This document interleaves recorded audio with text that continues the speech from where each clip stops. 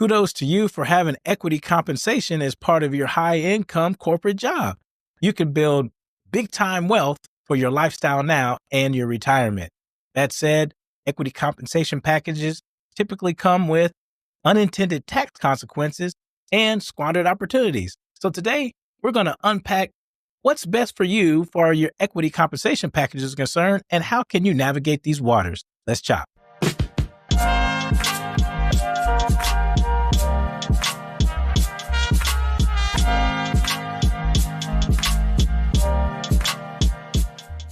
When it comes to equity compensation, it's a time to celebrate. But with behavioral finance mindset and tax consequences, sometimes provide a wrecking ball to these plans. Today, we're going to chop up some good opportunities to take and how you can navigate your equity compensation packages. Hi, I'm Dr. Preston Cherry, founder and CEO of Concurrent Wealth Management, where we help you align your life and money to help you build and use your wealth your way. All right, let's chop. Equity compensation is huge, y'all, when we're talking about building wealth at your corporate job. Oftentimes, though, there are unintended consequences with some of the actions that folks take. And large tax bills can loom over folks that exercise at the wrong time or simply holding on to stock too long and not diversifying their portfolio. There are so many things going on with equity compensation. So let's jump right into it. Number one, what are all the forms of equity comp that you can have? Well, the three most popular are restricted stock units, incentive stock options, non-qualified stock options, and an employee stock purchase plan. All three of these can provide opportunities to build big-time wealth for your lifestyle now and in retirement. So let's unpack these three strategies and move on to some strategies that you might consider for your wealth building plan. Number one, restricted stock units. These are units that are granted to high income key employees, and they are units at the time of grant, and then they become stock upon exercise. These are great opportunities to build wealth along with the other two that we're going to talk about. Number one, let's talk about restricted stock units. These units are units that are granted to high income and executive employees, and then they turn into shares of stock upon exercise. Now, the key thing with restricted stock units is their taxation. When they are exercised, you have to pay ordinary tax upon the exercise. That is so key because folks often exercise the stocks and then they're holding on to them. And even though they don't sell them, still owe a tax. And that's unexpected most of the time. Now, there's ways to navigate that transaction better by considering selling the stock immediately. We'll get to that in the second segment. That said, knowing beforehand that exercising a stock can trigger an ordinary income tax bill, then you can avoid that headache right off the bat. I work with a lot of folks here at Concurrent Wealth Management, and oftentimes around tax season, they're like, whoa, what is this big bill that I owe? I didn't sell anything. However, the exercise of the restricted stock unit triggered the tax. There's ways around it. We'll chop that up. All right, number two, let's look at incentive stock options and non-qualified stock options. Now, as the name dictates, you're incentivized with the ISO to hold them in order to qualify for favorable tax treatment. With non-qualified stock options, then they're not very favorable for tax treatment, and they are taxed at exercise. That is the big difference between an ISO and an NQSO, as they're called. With ISOs, you are granted stock, and then at exercise, you don't owe any tax at exercise. With ISOs, you are incentivized to hold the stock a little longer in order to get the favorable tax treatment. 1 year after exercise and 2 years after grant. If you satisfy this holding period, then when you sell, your sale is long-term capital gains rather than ordinary income tax. Now, there's another thing about ISOs you should know that folks get a large tax bill about is alternative minimum tax. Now, although ISOs have a favorable tax treatment with the holding period, after you satisfy the holding period and you decide to exercise, that exercise event could trigger AMT or alternative minimum tax. And that's another way when folks get a tax bill, they're like, how the tax code looks at it is that you are given a break on the tax at exercise. So if you're paying too low of tax, then they're saying, well, let's add this bargain element back in, which is the difference between market price and exercise price, back into your income and see if we can tax that. So having a plan about how much you're going to exercise is very key when you're talking about ISOs. Now, whether they're NQSOs or ISOs, you are making a bet that the stock price is going to increase. So with these equity compensation, there are risks of having this wonderful opportunity that's in your hand, hoping that the stock that goes up. That said, if you hold too long, then those stock prices can come back down and leaving your positions worthless. So there's always a benefit to have a plan for your ISOs, NQSOs, RSUs ahead of time so you can increase your probability of being more successful and avoid unexpected tax bills like ordinary income or AMT. Matter of fact, I came across this study that said executives that have a pre-plan for their equity compensation are 45% more likely to accomplish their long-term goals. So having a plan matters, right? So let's talk about employee stock purchase plans.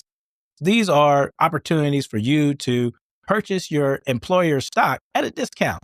And those discounts are about 15% generally. So when you have an opportunity to buy something at a discount, why not, right? That said, with ESPP opportunities, you can also gain a favorable tax treatment if you abide by the holding period, which is 2 years from grant and 1 year from purchase. If you do so, then when you sell, you have long-term capital gains. A potential drawback would be buying too much of this stock, though, and being overly concentrated in your company. And we'll talk about how you navigate this in the next segment. Now, one of the drawbacks that all of these potential equity compensations share is being overly concentrated in your stock. So buying too much, exercising too much, then you end up with a lot of your company stock in your hand. How does that sit for your portfolio? That's a good way to pivot into the next segment, which is what do you do with some of this equity compensation? That's a good pivot to the next conversation we have. What do you do with some of your equity compensation? Well, with RSUs in particular, it's highly considerable to sell your positions immediately because immediately upon vest, then RSUs are taxable at ordinary income. Another surprise tax bill. So even if you don't sell and your RSUs vest, you owe tax. So if you immediately sell, you can cover the tax that you owe and also divert those funds into other areas like diversifying your portfolio or using the funds for a lifestyle event that you have currently. Either one of those will do. And also it moves you away from market risk, which is having an overly concentrated portfolio in your company stock. And then when the market volatility shakes around a little bit, those shares start to lose their value and you have no diversification in your portfolio in order to help ease that drawdown in that particular stock. I see this all the time with restricted stock units. Folks are holding on to their positions, overvaluing their companies, having emotional ties, and not diversifying their portfolio and losing out on opportunities in order to diversify your portfolio and invest in your well-being areas now. The list is endless. Whatever lifestyle preference that you have right now or values that you hold dear, then you can use some of the proceeds from the sale to not only invest in your current self, but then take those proceeds to also invest in your future self and your retirement, diversifying away from concentration risk and market volatility into a diversified portfolio.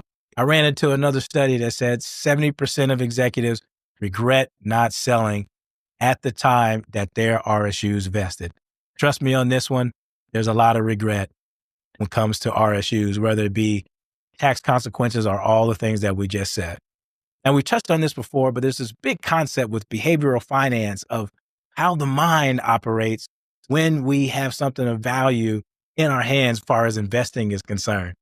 And sometimes these behavioral finance traps can be a barrier to maximizing the opportunities that you have with equity compensation. Here are a few that I want you to consider. Now, this is one thing called endowment effect. And the E in endowment effect is for emotion. Too much emotional involvement with the stock. You're at the company, you're close to it, you have a lot of emotion tied up into it.